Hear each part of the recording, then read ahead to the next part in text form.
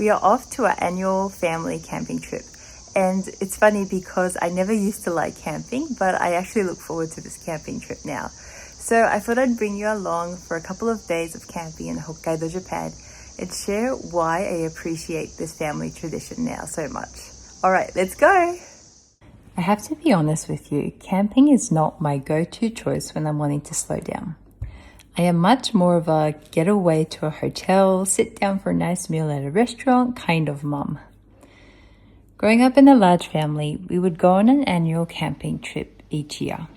As much as I appreciated my parents for giving us the opportunity to camp and make memories, once we all grew up and stopped going as a family, I thought, yep, I'm never going to go camping as an adult. I would much rather have a slow day at home if I get a day off, or if possible, pay for a night away in a nice, clean hotel. I laugh at that version of myself because here I am in my 30s, still camping each year. What was the change, you may ask? Well, in one word, my husband. When my husband and I started dating, we would share conversations about our hobbies, likes, dislikes, dreams, and more. So I knew my husband's family had a love for camping.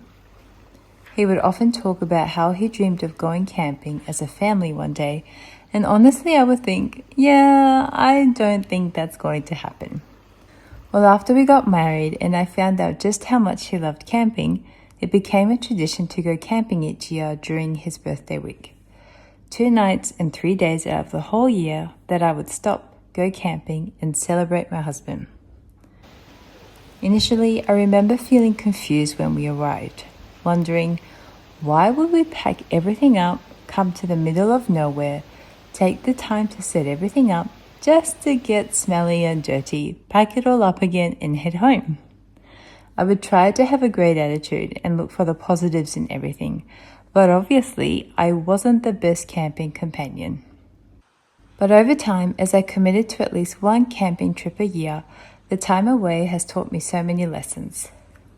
The first lesson was how I came to enjoy being in nature and having a slower pace for a couple of days.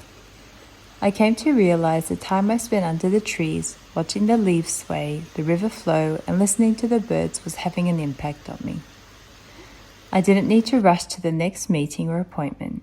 I was in the middle of nowhere, so it would, in a sense, force me to stop, watch God's creation, and simply be. The second lesson I learned was how I could still be creative when camping. I'm not the best at packing the car as efficiently as possible or setting up the family tent in record time, but I can be creative when I cook and prepare our meals. Just because we're outside doesn't mean my environment has to limit me. Instead, it can encourage me to be creative. Some years I may make gourmet dishes, other times I simply bring along seasonal foods and enjoy their natural flavor. But just as I like to be creative in the kitchen, I can be creative on the camping trip too. We truly can find the positives in any situation when we're willing to see them. The final lesson I learned was that spending time with the people you love is more significant than any night's vacation. I know if I were in the best hotel in the world, but without my family, it wouldn't be the same.